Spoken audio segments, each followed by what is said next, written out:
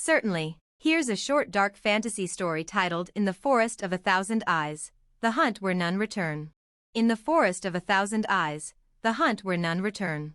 The forest began where the last shadow of civilization ended. It had no name on any map, no trails worn by trade or time. Locals whispered of it in taverns with cups clutched tight, calling it the Forest of a Thousand Eyes. Some said it watched you, others swore it remembered. All agreed on one thing: no one ever returned. That didn't stop hunters from trying. Each year, when the moon hung red and swollen in the autumn sky, a call went out, a prize offered by the Lord of Garmon's Reach, a king's ransom to any who could bring back the pelt of the silver-fanged beast said to roam the heart of the forest. And each year, brave fools vanished. This year, 6 answered the call. Elra, the tracker from the wastes, with eyes sharp as hawks and a dagger that hummed when near magic. Brannick, the exiled knight, wrapped in tarnished armor and past sins, 2 brothers from the marshlands who moved like wraiths and spoke in half-lies. Yorick, the scholar hunter, who believed knowledge could defang anything, and Celine, last of the hollow bloodline, with a mark on her wrist and silence in her eyes. They entered the forest before dawn. The trees loomed like titans, bark like ancient flesh, eyes glinting among the boughs, literal, blinking, watching. The forest was alive, not metaphorically, but truly breathing. The air grew thick, compass needles spun, time staggered. Elra vanished first. One blink, there. Next blink, gone. No scream, just the sound of leaves exhaling. The brothers followed soon after, lured off path by something that whispered in their dead mother's voice. By nightfall, only 3 remained. They camped in a hollow, beneath a canopy that shifted when unobserved. The eyes in the dark did not blink anymore. They stared. I read once, Yorick muttered, that this forest grows on the bones of an old god. Maybe the eyes are its dreams. Brannick grunted, then let it dream deeper. In the cold before dawn, Yorick wandered from the fire. Celine found him kneeling before a tree that pulsed like a heart. His mouth was sewn shut with thorns. Now there were 2. Celine led the final stretch. She did not fear the forest. Her mark burned the deeper they went. Brannick asked why she'd come, and she only looked ahead. I'm not hunting the beast, she said. I'm hunting my father. In the clearing where moonlight turned silver, they found it. The beast towered 12 feet high, its fur like woven starlight, jaws rimmed in teeth of bone, but it did not attack. It watched. Brannick stepped forward, sword raised. It looked past him, to Celine, and bowed. The knight moved to strike, and Celine whispered a word. The sword rusted mid-swing. Brannick fell to his knees, eyes bleeding. The beast approached her, nuzzled her palm. My birthright, she whispered. She did not return to the edge of the forest. But one day, another moon turned red, another call went out, another hunt began. And in the Forest of a Thousand Eyes, the Watcher waited. Would you like this expanded into a longer story or turned into a script or game setting? Great, here's the next part of the story. In the Forest of a Thousand Eyes, Bloodroot and Bone. The beast led her to the heart. Through tangled roots and shifting paths, they moved in silence, deeper than even old maps dared to guess. Celine felt the forest breathing through her skin. The mark on her wrist pulsed, no longer a warning, but a key. They reached the clearing just before dusk. At the center grew a massive tree unlike the others. Its trunk twisted into faces, thousands of them, all in silent agony. The roots pulsed red, like veins, threading across the earth. This was the heart of the forest, where time bled and memory was soil. The beast lay beside it and waited. Celine approached the base of the tree. Her fingers brushed bark that felt warm as skin. The mark on her wrist burned white-hot. A voice, ancient and echoing, cracked through her skull. Daughter of Hollow, blood of the forgotten, why have you come? She didn't answer aloud. Her mind carried the words like a blade, to finish what he began, to claim the throne he left behind. The tree split open. Inside, a chamber of bone and root, carvings of ancient rites, symbols of sacrifice, a pedestal, and atop it, a crown of antlers woven with shadows. Her father's voice echoed from the dark. You swore you'd never return. Celine turned slowly. The man who stepped from the shadows wore a cloak of moss and moonlight. His face was both young and ancient, scarred with the forest's mark. His eyes gleamed with knowledge too heavy for mortal minds. "You left us," Selene said, voice steady. "Mother died in a fevered dream calling your name. And still, I was chosen, marked. You are the last," he said. "That makes you heir or sacrifice." She stepped forward. "Then choose." He did. With a growl, he lunged, form twisting into something between man and tree, shadow and scream. But Selene did not flinch. She raised her hand, and the mark flared. The beast at her side howled, not in fear, but allegiance. The forest surged to her aid. Branches became blades, the ground swallowed feet, and Selene, with the crown in hand, stepped into her power. Her father fell, not in violence, but surrender. "I saved the forest from men," he whispered, fading. "Now you must save it from what watches beyond." And then he was gone. Selene placed the crown upon her head. The forest bowed, the eyes blinked, and for the first time in 1,000 years, they looked away. Would you like the next part to explore what's watching from beyond the forest, or perhaps the return of someone who escaped it before? Absolutely. Here's the next part of the story, focusing on rebuilding, internal transformation, and the rise of a new global identity. Chapter 8, The Iron Rebuild. Victory was just the beginning. Post-war Pakistan was a nation changed, scarred yet stronger. Cities like Lahore, Sialkot, and Rawalpindi bore the bruises of missile strikes and drone incursions. But under the leadership of Prime Minister Khadija Farooq, a national initiative called Naya Zarar, New Resolve, was launched. Engineers returned from the front to build bridges instead of blowing them up. Veterans joined education reform panels. War tech, especially the AI from Black Crescent, was repurposed for civil infrastructure, traffic systems, agriculture, even medicine. The nation that had once stood as a regional underdog now became the center of a technological and humanist renaissance. Chapter 9, Enemies Without, Eyes Within. Peace made new enemies. Western intelligence agencies grew wary. Pakistan's success was too complete, its society too suddenly efficient. Accusations flew, secret alliances with rogue states, hidden weapon systems, suppressed dissent. But Pakistan remained calm. The Inter-Services Intelligence, ISI, quietly tracked every attempt to destabilize the region. When a CIA-backed false flag operation attempted to frame Pakistan in a global cyber attack, Director Cameron Shah exposed the entire plan in a live UN broadcast. The world was stunned, and for the second time in a year, Pakistan came out not just clean, but dominant. Chapter 10, Children of the Thunder. A new generation was rising. Inspired by the heroism of the war, youth academies exploded across the country, STEM programs in rural villages, pilot training simulators in mountain schools. Girls in Balochistan learned to fly drones before they turned 16. Boys in Karachi coded AI defense nets between homework and Maghrib prayer. The world watched, confused. Pakistan wasn't just preparing for the next war. They were preparing to lead. Epilogue, Humanity's Frontier. By 2050, Pakistan launched its first permanent lunar communications satellite, Iqbal-1, named for the poet-philosopher who dreamed of a self-reliant Muslim world. It beamed a single message across Earth's orbit. From the ashes of war, we rose not to dominate, but to illuminate. And across continents, across rivalries, across ancient hatreds, people listened. Because Pakistan had done what no one expected, it had proven that when humanity is tested, it doesn't just fight back. It thrives. Would you like to continue into a sci-fi sequel, e.g., space exploration, future alliances, or deepen the current storyline with political drama and rival uprisings? Excellent, let's take the story further into a bold sci-fi evolution, blending political intrigue with space exploration, as Pakistan takes its place on the world and interplanetary stage. Chapter 11, The Star Above Siachen. In 2052, the snow-covered peaks of Siachen had become home to more than border patrols. They now hosted the world's highest spaceport, Babi Falak, Gateway to the Heavens. Jointly built by Pakistani scientists and former Black Crescent engineers, Babi Falak launched Shaheen-X, the first Pakistani orbital shuttle capable of autonomous lunar rendezvous. The mission? Establish the first Muslim-led research outpost on the Moon, Arkham Base, dedicated to peace, energy exploration, and AI ethics in space.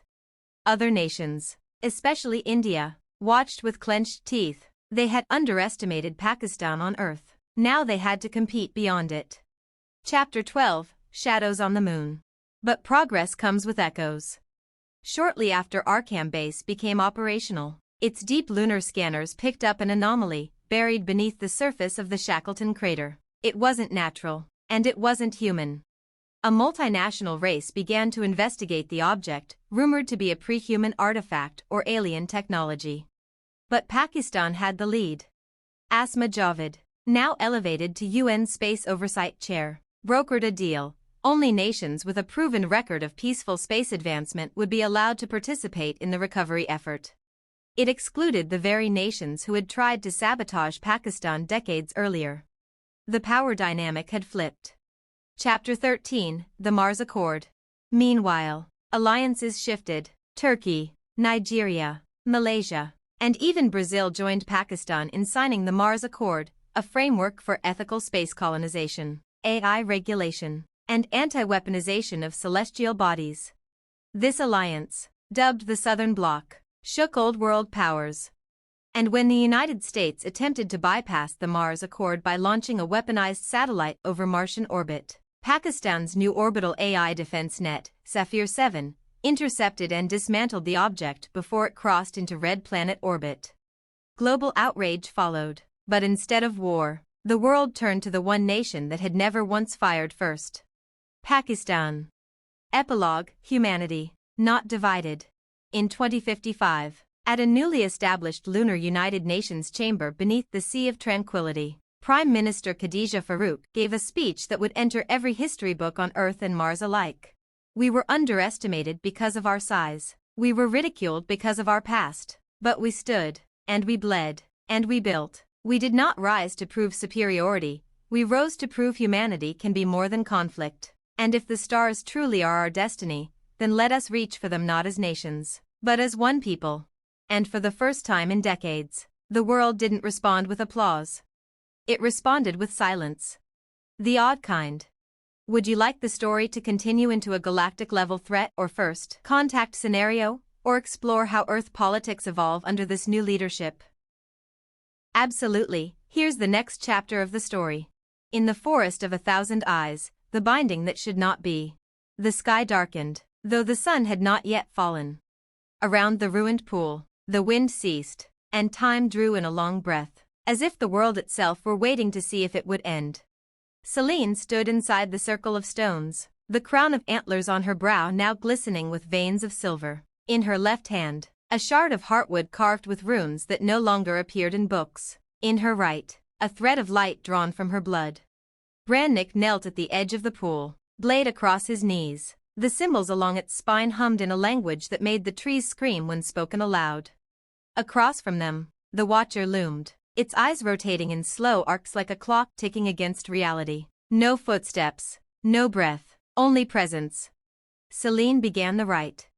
Her voice was low and rough, not her voice, but something older speaking through her. Each word thickened the air. The ruins groaned. The trees beyond the valley bowed in pain. One became many. The many watched, and now the one must close its eyes. The Watcher did not move, but one of its eyes, the one above its center, cracked. Light bled from it like smoke. Brannick took up the blade and drew a circle of ash around Celine, once bound by the first hollow, now by the last. The Watcher twitched. A sound rang through the air, laughter without joy. You try to bind that which dreams in dimensions. I am not bound by time or thought. Celine did not stop. Then be bound by choice, she said. Let this be the prison you consent to. She thrust the shard of heartwood into the ground. The earth shuddered. The pool exploded upward, but the water didn't fall. It hung, forming a dome of mirrored black. In its reflection, they saw everything: the fall of the first forest, the exile of her father, the thousand-eyed birth of the curse. The Watcher recoiled. It spoke again, but now its voice fractured. The price must be paid. Celine faltered. Her body shook. Blood streamed from her nose, eyes, fingertips. The mark on her wrist burned until her skin blistered.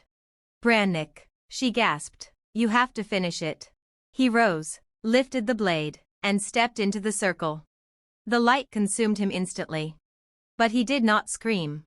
He sang a low, ancient melody from a people long dust. The blade vanished, the ash rose, the eyes of the watcher began to close. One by one. Until only a single eye remained open. Selene stood, barely conscious. Close it, she whispered, let it sleep. The final eye stared at her, not in rage, but in sorrow. You've caged me, it said, but you will need me soon. And then it shut. The dome of water collapsed. The valley was silent.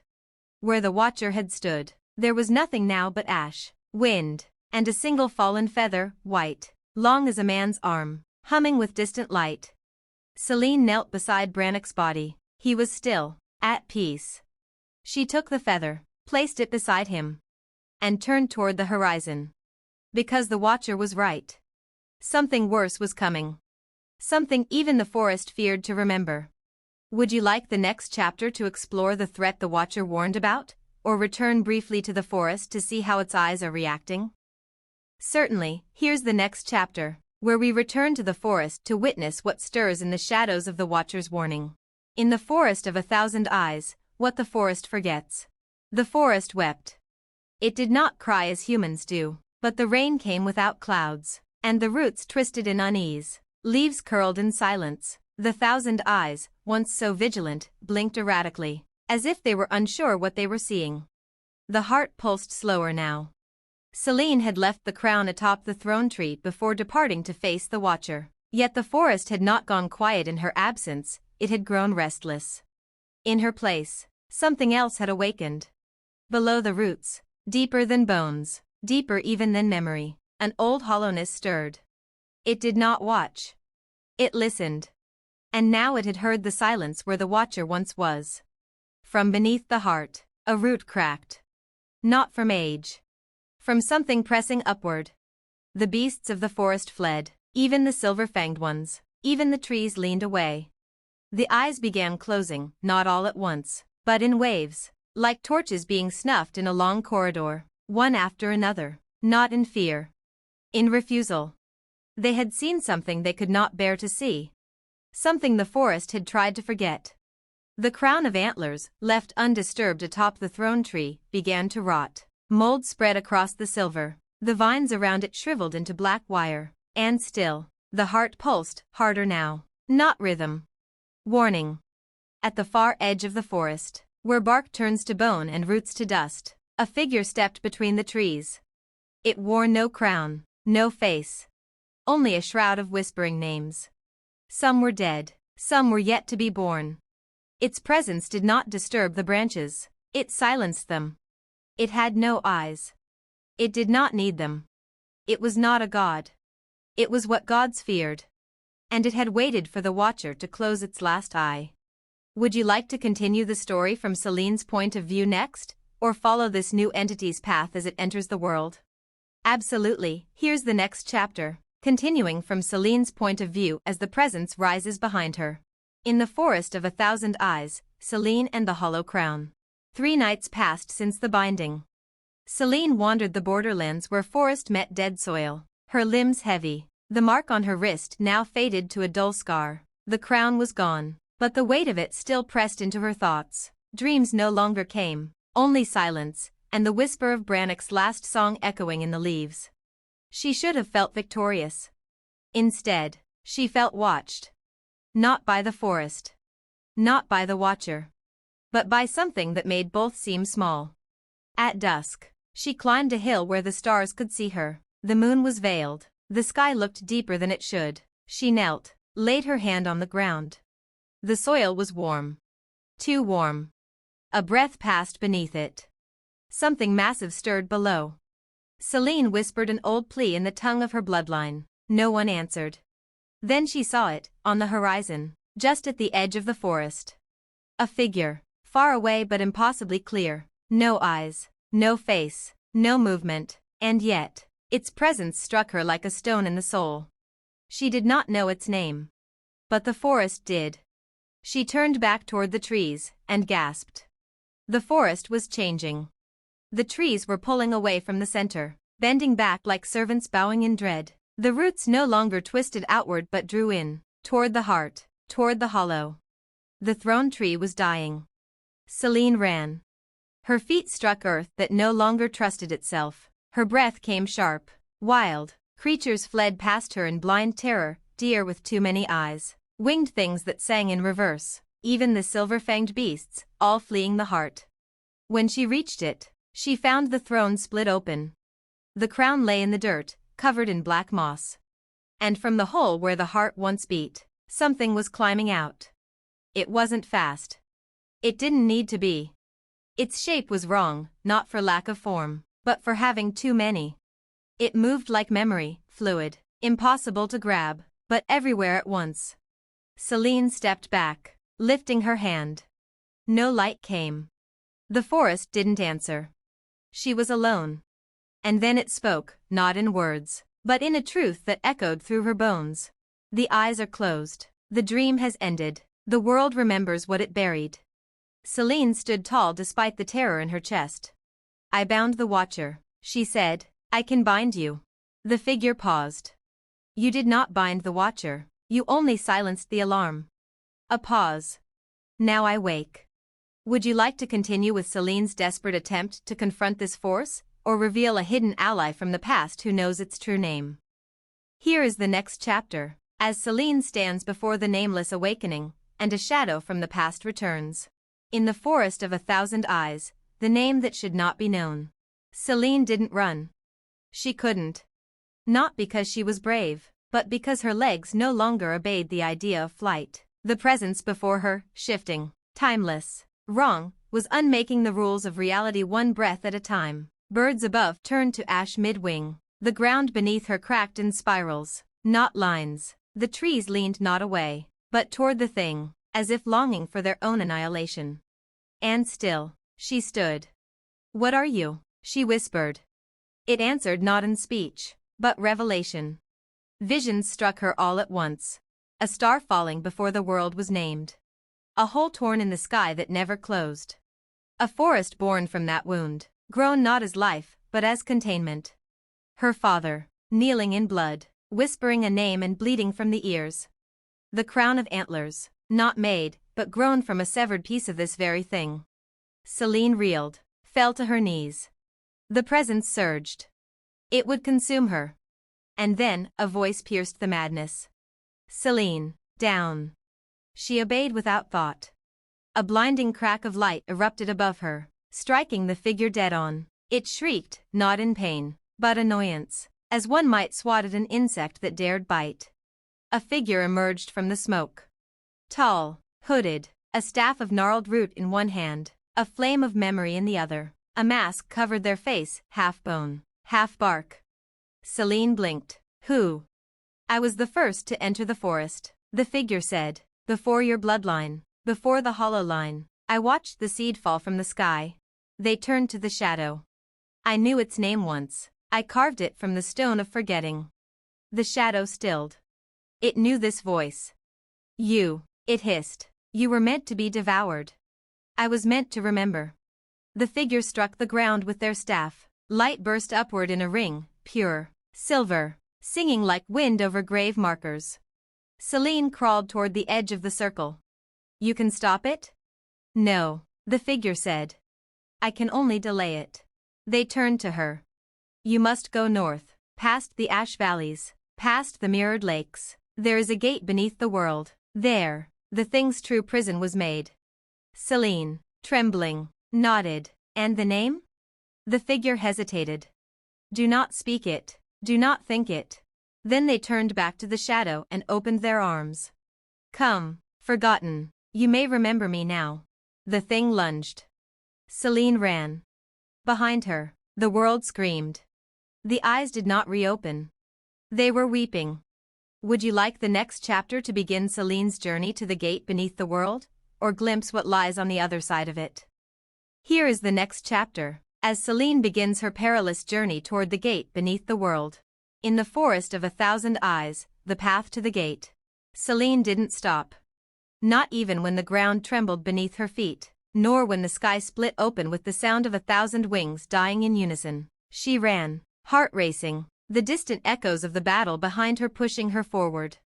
She couldn't let it catch her. Not yet. Not before. The gate. The figure in the cloak had spoken in riddles. But one thing had been clear, the gate existed, buried far beneath the world. And if she could reach it before the thing hunting her caught up, if she could find the key, then perhaps she could imprison what had already broken free. The path was uncertain, but she had no choice. The trees thinned as she ran, giving way to a strange, barren land. Ash coated the earth, fine and gray like dust. No wind, no life, only the occasional ripple in the air, like the breath of something watching from a great distance. North. She stumbled forward, her legs weak from the long journey and the weight of the curse still hanging on her. The air grew colder, the shadows deeper. The ground, once soft and yielding, began to shift beneath her, revealing veins of silver and dark veins that pulsed with the rhythm of a heartbeat. It was a place that had been forgotten, a place older than the forest, and the deeper she moved, the more alive it felt, as if the land itself recognized her, but did not welcome her. Finally, after what seemed an eternity, she reached the first of the mirrored lakes. It was vast, stretching in every direction, a perfect reflection of the heavens above, but beneath the surface, something swam, something long and dark. Its shape flickered in the water, but when she looked directly, it vanished, only to reappear in the corner of her vision. She didn't stop. The trees whispered her name, but the name had no meaning here, and the eyes did not open. She crossed the lake, stepping carefully on the stone bridges that lined its surface. Each step felt like it carried her farther from everything she had known, but closer to something unseen. By the time she reached the next stretch of land, the sky had turned red. The air pulsed like a drumbeat. The mountains ahead were jagged teeth, standing sharp against the horizon. The gate lay beyond them. In the shadows beyond, somewhere in the distance, the figure in the cloak knelt, blood dripping from its hand. The thing had not yet given chase, but its presence was growing, closer, stronger. The pulse of the land quickened with each breath. It knew what was coming. And in its darkness, it whispered one final thing before the storm. The name of the thing that waits in the dark is not mine to remember, but you will.